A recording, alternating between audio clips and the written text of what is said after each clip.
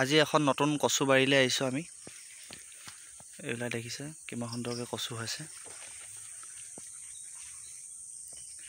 আৰু যিগৰাকীয়ে কচু খেতি কৰিছে সেইগৰাকীৰ লগত আপোনালোকক চিনাকি কৰাই দিছোঁ। এইগৰাকী হৈছে আমাৰ আইতা নামটো কৈ দিয়ক। মোৰ নাম শ্ৰীমতী গোলাপী চাংমাই। আপুনি কচু খেতি কৰা কিমান বছৰ হৈছে? মোৰ কচু খেতি কৰা প্ৰায় 20-25 বছৰ হৈছে। আৰু এইটো কেতিয়া হয়গৈ কচুটো? কচুটো এতিয়া শাওনৰ 1-2 পৰা আৰম্ভ কৰিম আৰু খনাটো। আপুনি আগতীয়া কৰে মানে? আগতীয়া কৰোঁ। আপোনাৰ এই জেগাডোখৰত কিমান আছে কচু লগাইছে? কচু এতিয়া বৰ্তমান মোৰ 5-6 বিঘা হ'ব বোলো। মানুহতকৈ ওখ হৈ গৈছে ন?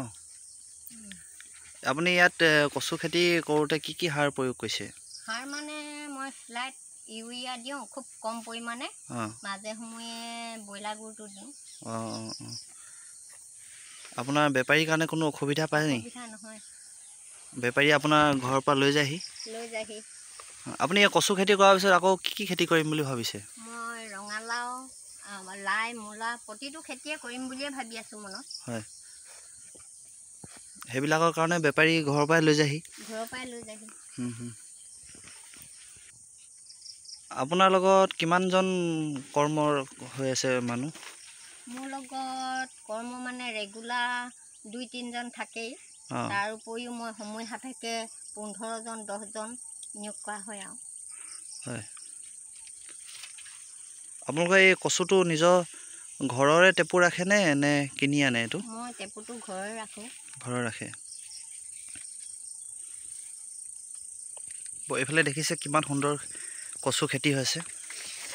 এইবিলাক আৰু 20-25 দিনৰ পিছততো খান্দিবই। দেখিছে